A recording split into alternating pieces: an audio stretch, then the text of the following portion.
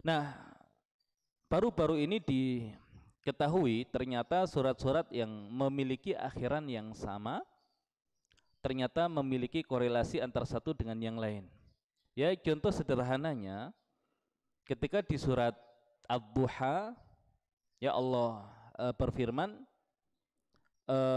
wa wajadaka dhalan fahada.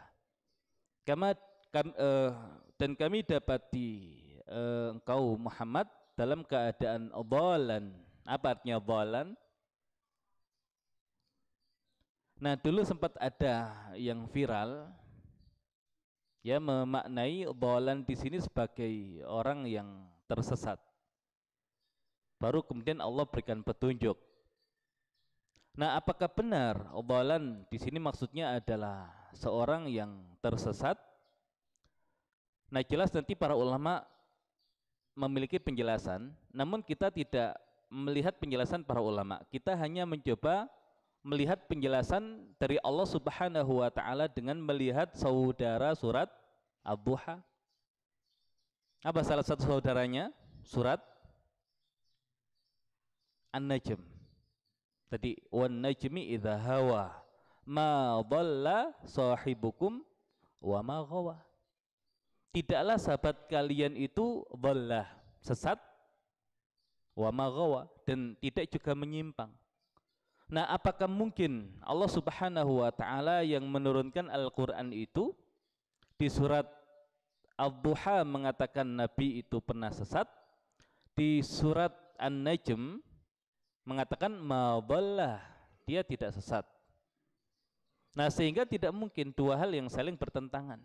Maka ya perlu kemudian didudukkan ya sehingga kemudian kita bisa memahami kata dhalan yang ada di surat Ad-Duha, tapi intinya ya Nabi Muhammad sallallahu alaihi wasallam ya bukanlah seorang yang sesat. Nah, sehingga Allah Subhanahu wa taala bersumpah dengan bintang yang jatuh. Ya, bintang yang jatuh. Karena An-Najm itu bintang, hawa itu jatuh. Makanya ada hawa nafsu. Adalah sesuatu yang menjadikan jiwa seseorang itu jatuh dengan nafsunya. Nah, sebagaimana bintang ketika jatuh, ketika berpindah dari satu tempat ke tempat yang lain, itu bukan karena keinginan bintang itu sendiri, tapi karena perintah dari Allah Subhanahu wa taala. Maka kalau kalian dapati perilaku dan sikap sahabat kalian Muhammad kok berbeda dengan umumnya orang di saat itu bukan karena beliau sesat. Ya, tapi yang demikian sama seperti bintang itu adalah karena menjalankan petunjuk dari Allah Subhanahu wa taala. Nah, ini contoh surat Ad-Duha dengan surat An-Najm yang satu keluarga itu saling menjelaskan antara satu dengan yang lain. Nah, surat Toha itu surat Musa. Ad-Duha itu surat Muhammad. Ya, karena di surat Toha Allah berbicara tentang kenikmatan yang Allah berikan kepada Nabi Musa.